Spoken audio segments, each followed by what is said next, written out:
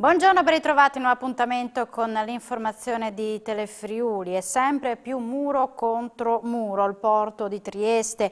I lavoratori confermano che il blocco di venerdì è confermato e che l'unica apertura che si aspettano nei loro confronti è l'abolizione dell'obbligo del Green Pass. Zeno D'Agostino non vede grandi margini di trattativa. Venerdì guarderò la situazione, se il porto di Trieste non sarà governato dall'autorità ma da altri, allora prenderò la decisione, ha affermato il presidente dell'autorità di sistema portuale dell'Adriatico orientale D'Agostino a margine del forum Mercentreno. In merito alle proteste dei portuali contro il Green Pass, per le quali ha minacciato le dimissioni, non è possibile aggiungere un blocco a oltranza ad un'infrastruttura strategica come il porto, anche perché il ritiro dell'obbligo di Green Pass non dipende nemmeno da me. Ieri il Viminale ha peraltro chiesto alle imprese portuali di mettere a disposizione tamponi gratuiti, derogando alla normativa nazionale per scongiurare il blocco dei porti, misura giudicata insufficiente dal Comitato dei lavoratori del porto. Allo scalo di Trieste, secondo alcuni dati, la percentuale di lavoratori non vaccinati sarebbe vicina al 40%. I lavoratori portuali fanno sapere intanto che non si fermerà solo il porto di Trieste, ma anche altri scali italiani. Non si placa la battaglia contro l'obbligo del certificato verde nei posti di lavoro in vigore da venerdì 15 ottobre. Alessandria Nunzia Schilirò, la vice questore di Roma, diventata nota per le sue posizioni no pass, si è detta ammirata dalla battaglia che i lavoratori portuali di Trieste stanno conducendo nel capoluogo giuliano. Alessandra Nunzia Schilirò, la vicequestore di Roma, diventata nota per le sue posizioni no Green Pass, si dice ammirata dalla battaglia che i lavoratori portuali di Trieste stanno portando avanti contro l'obbligo del certificato verde sui posti di lavoro in vigore fra meno di 48 ore. La funzionaria goriziana, attualmente sospesa dal servizio e dimessasi a inizio settimana dal sindacato COSAP, ha lodato la presa di posizione del Comitato dei lavoratori portuali, che ha confermato l'intenzione di incrociare le braccia ad oltranza, nonostante le dimissioni paventate dallo stimato presidente dell'autorità portuale, Zeno D'Agostino. La situazione di ora in ora inizia a essere sempre più preoccupante. Le ricadute previste potrebbero essere pesantissime e lo sciopero in porto potrebbe raggiungere adesioni quasi bulgare. Una perseveranza da ammirare secondo la vicequestore. Quando ho dichiarato che era indifferente alla mia professione, intendevo dire proprio quello che i portuali di Trieste hanno scritto e realizzato, ha spiegato la vicequestore sui social. Conosco molto bene Trieste e i triestini ed ero certa che si sarebbero distinti, prosegue Schilirò. Questa è la protesta che amo, pacifica, legale, umana, autentica, coesa, in difesa della libertà e della giustizia. Un tratto di circa 7 km dall'autostrada A4 lungo la carreggiata est Venezia-Trieste tra gli svincoli di Redipuglia e Monfalcone Est sarà al centro di lavori di manutenzione della pavimentazione. Il cantiere sarà attivo dalle 22 di venerdì 15 alle 6 di lunedì 18. Saranno istituiti un doppio senso di circolazione sulla carreggiata opposta e la chiusura al traffico dell'ingresso dello svincolo di Redipuglia perché è diretto verso Trieste. Cripovene da Redipuglia ed è diretto a Trieste potrà immettersi sulla A4 dallo svincolo di Monfalcone. Questo evento, che vede la città di Pordenone al centro del mondo legato alla componentistica del mobile, rappresenta un importante segnale di ripresa che conferma e fortifica la crescita dei livelli di produzione e di consumi del Friuli Venezia Giulia. Lo ha detto Pordenone l'assessore regionale alle attività produttive Sergio Emidiobbini a margine della visita in fiera SICAM, Salone Internazionale Componenti, Semilavorati e Accessori per l'industria del mobile.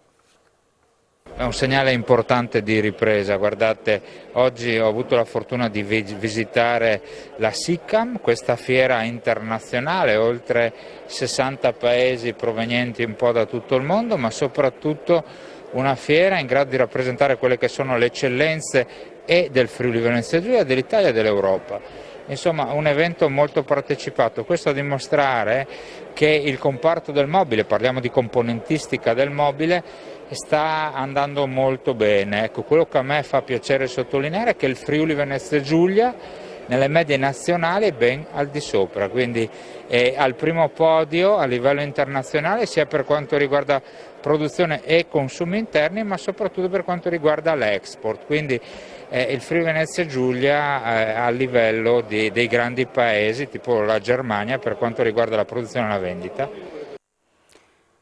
Nuovo comandante della Polizia Locale a Tricesimo, il vicecommissario Federico Ruvolo, arriva dall'UTI del Medio Friuli, una vasta esperienza maturata sul campo, il tutto anche in vista del servizio che sarà consorziato con il comune di Cassacco. Siamo a Tricesimo, dove è arrivato il nuovo comandante della Polizia Locale. Fra poco tempo attiveremo una funzione comune anche con Cassacco e quindi c'è la necessità di rafforzare la dotazione organica attualmente a Tricesimo, che beneficerà tra l'altro di un ulteriore ingresso con gennaio e ci consentirà appunto di dare risposte concrete anche alle esigenze dei cittadini. Sono contento di questa opportunità, io ho fatto varie attività di servizio qui nei dintorni, in Carnia, e ultimamente nel Medio Friuli, dove ho svolto appunto il servizio come comandante dell'UTI. Ora le UTI sono cambiate, cambiano pelle, e quindi c'è questa nuova opportunità per me anche di provare questa esperienza di questa associazione che adesso va a nascere tra Cassacco e Tricesimo, per cui è tutta una sfida nuova, un'opportunità nuova di tornare, diciamo, a riequilibrare un servizio che un po' nel tempo è andato a perdersi. Ecco. Qual è l'organico al momento numerico dei vostri agenti sul territorio? Al momento l'organico è molto ridotto, abbiamo 2 vigili che dobbiamo anche ringraziare perché con enormi sforzi hanno sempre cercato di tenere l'ordine nel comune e sono stati anche presenti per le loro disponibilità, anche perché oggi i vigili hanno un grande carico anche di tipo amministrativo burocratico. Rieletto con ampio margine alle ultime consultazioni elettorali, il primo cittadino di Ruda, Franco Lenarduzzi, ha varato la nuova giunta che guiderà il paese nei prossimi 5 anni.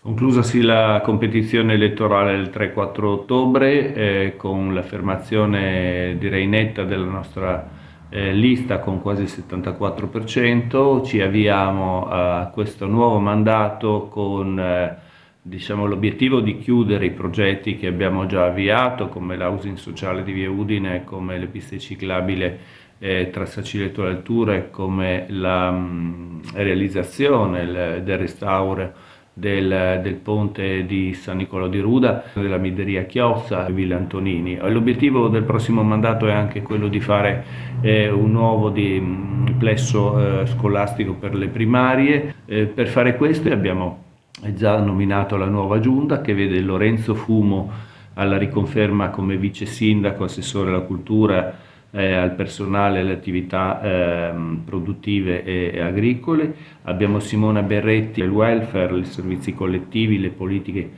sociali e le convenzioni pubbliche. E abbiamo 2 new entry, Leonardo Pernazza di Saciletto, che seguirà i servizi finanziari e la parte di bilancio e economia e sviluppo, e poi a concludere un assessore esterno, Moira Morsud, che seguirà tutta la parte urbanistica e di paesaggio.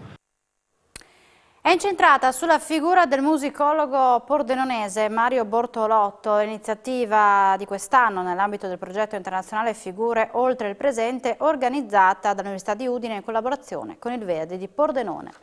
Il Teatro Verdi di Pordenone e l'Università di Udine insieme per un progetto pluriennale di portata nazionale e internazionale, Figure oltre il presente, che quest'anno è dedicato al cittadino pordenonese più rappresentativo nell'ambito della diffusione e valorizzazione della musica colta, Mario Bortolotto, nato a Pordenone nel 1927 e morto a Roma nel 2017. Questo tipo di iniziativa ha il merito di essere partito subito con un livello altissimo, perché coniuga sia un forte contributo accademico a un forte contributo artistico per onorare la figura di un autorevole musicologo. Curata da Roberto Calabretto e Maurizio Baglini, l'iniziativa è composta da appuntamenti di approfondimento online, un importante convegno di studi in presenza dal 10 al 12 novembre e 6 concerti d'eccezione. Gli studenti, frequentando appunto un concerto, avranno la possibilità di ascoltare delle chiavi di lettura in una forma anche questa molto semplice e immediata, facendo vedere come anche la musica apparentemente più difficile, quella che Bortolotto anche amava, quella del nostro presente del Novecento,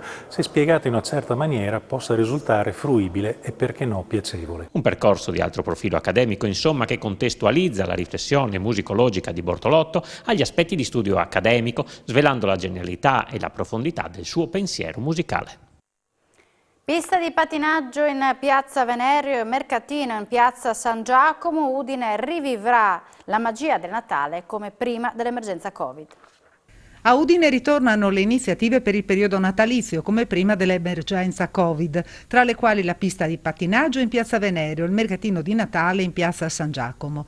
È prevista la realizzazione di videoproiezioni natalizie e di decorazioni luminose e la disposizione di 2 alberi di Natale in piazza Duomo e in via Leonello. L'accensione delle luminarie è prevista per il 26 novembre. Saranno delle grandi occasioni per stare assieme, per godersi le festività del Natale e anche delle grandi opportunità per gli operatori economici della città, insomma, perché contiamo che appunto gli effetti della pandemia, visto che il quadro sta migliorando, vadano progressivamente a migliorare e in qualche modo ci sia un ritorno anche per tutti gli operatori economici della città. Queste sono iniziative dirette del Comune di Udine, poi le singole illuminazioni dei borghi e delle vie verranno curate grazie al contributo, che ricordo sono 60.000 euro che sono messi a disposizione dal Comune per l'associazione e per i borghi, ognuno curerà gli allestimenti e le illuminazioni.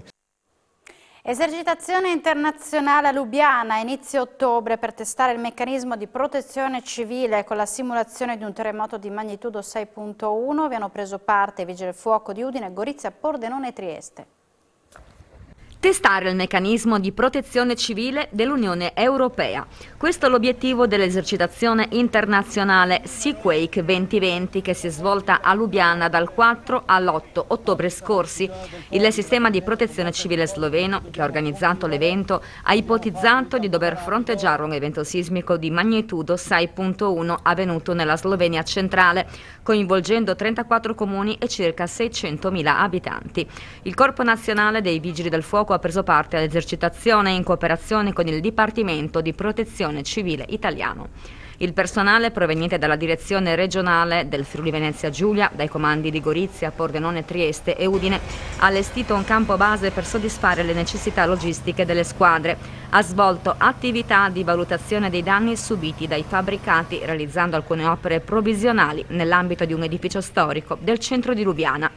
Le squadre di valutatori italiani hanno operato in collaborazione con le omologhe unità slovene. All'esercitazione hanno partecipato anche professionisti e volontari dei dipartimenti di protezione civile e dei corpi dei vigili del fuoco provenienti dal resto della Slovenia e da Austria, Croazia e Ungheria. Siamo in chiusura, ma l'informazione ritornerà in diretta alle 16:30. Subito dopo la pubblicità, appuntamento con A Voi la Linea. Buona giornata.